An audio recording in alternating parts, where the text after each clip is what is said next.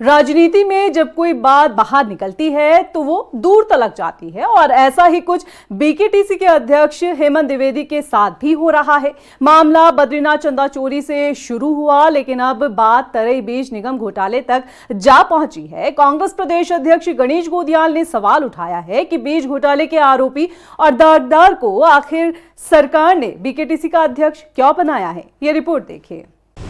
फिर बाहर निकला तराई बीज निगम घोटाले का जिन। गणेश गोदियाल ने लगाया आरोप, दागदार हेमंत द्विवेदी को क्यों बनाया बीकेटीसी अध्यक्ष। गोदियाल का सरकार से सवाल, ये रिश्ता क्या कहलाता है। उत्तराखंड की राजनीति में इन दिनों बद्रीनाथ चंदा चोरी का मामला सियासत का केंद्र बना है। एक के बाद एक नए खुलासे और एक के बाद एक नए आरोप। अब तो तराई बीज निगम घोटाले का जिन भी बाहर निकल आया है और कांग्रेस प्रदेश अध्यक्ष गणेश गोदियाल ने बीकेटीसी के अध्यक्ष हेमंत द्विवेदी पर गंभीर आरोप लगाए हैं। गणेश गोदियाल ने सरकार से पूछा है कि आखिर हेमंत द्विवेदी पर इतनी मेहरबानी क्यों दिखाई गई। तराई बीज निगम घोटाले का जिक्र करते हुए गोदियाल ने सवाल उठाया कि जो पहले से दागदार था, जिसे तत्कालीन सरकार ने आरोपों के कारण पद से हटाया था, आखिर धामी सरकार ने उस पर मेहरबानी क्यों दिखाई। गणेश गोदियाल ने कहा, साल 2011 में बीजेपी सरकार थी। तत्कालीन मुख्यमंत्री भुवन चंद खंडूड़ी के कार्यकाल में एक सज्जन तराई बीज निगम में अध्यक्ष के पद पर थे। तब समाचार पत्रों में खबर आई थी कि भ्रष्टाचार पर किया करारा वार, तराई बीज निगम के अध्यक्ष द्विवेदी को पद से हटाया गया। इन आरोपों के बाद आखिर हेमंत द्विवेदी को बीकेटीसी का अध्यक्ष क्यों बनाया गया। सन 2010 की बात है, शायद 2010 की बात है। इस प्रदेश में भाजपा की सरकार थी और भुवन चंद्र खंडूड़ी जी उस समय के मुख्यमंत्री थे और एक सज्जन तराई बीज निगम में अध्यक्ष के पद पर थे और समाचार पत्रों की खबर है कि भ्रष्टाचार पर किया करारा वार, बीज एवं तराई विकास निगम अध्यक्ष द्विवेदी को पद से हटाया, ये खबर थी। एक तरफ गणेश गोदियाल बीकेटीसी के अध्यक्ष पर आरोप लगा रहे हैं, तो वहीं हेमंत द्विवेदी ने भी गणेश गोदियाल के कार्यकाल पर सवाल खड़े करते हुए कई तरह के आरोप लगाए हैं।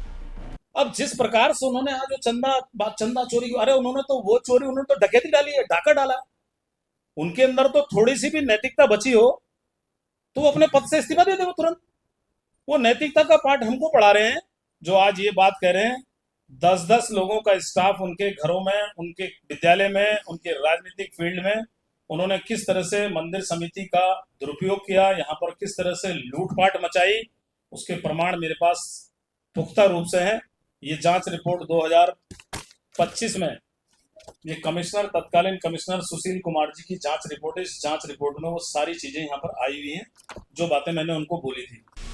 गणेश गोदियाल ने जिस तरह से तराई बीज निगम घोटाले का मुद्दा उठाया है, उसके बाद कई तरह के सवाल उठ खड़े हो रहे हैं। सवाल ये कि साल 2011 में घोटाले के आरोप में जब तत्कालीन सरकार ने हेमंत द्विवेदी को पद से हटा दिया था, तो फिर ऐसे दागदार छवि वाले को बीकेटीसी का अध्यक्ष क्यों बनाया गया।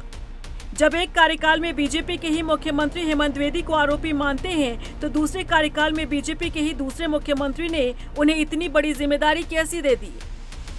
आखिर तराई बीज निगम घोटाले की जांच का क्या हुआ, जांच रिपोर्ट क्या कहती है, क्या जांच हुई या अधूरी रह गई। क्योंकि साल 2011 में ये घोटाला हुआ था, उस वक्त प्रदेश में कृषि मंत्री थे त्रिवेंद्र सिंह रावत। फिर 2012 में कांग्रेस की सरकार आई, हरक सिंह रावत कृषि मंत्री बने।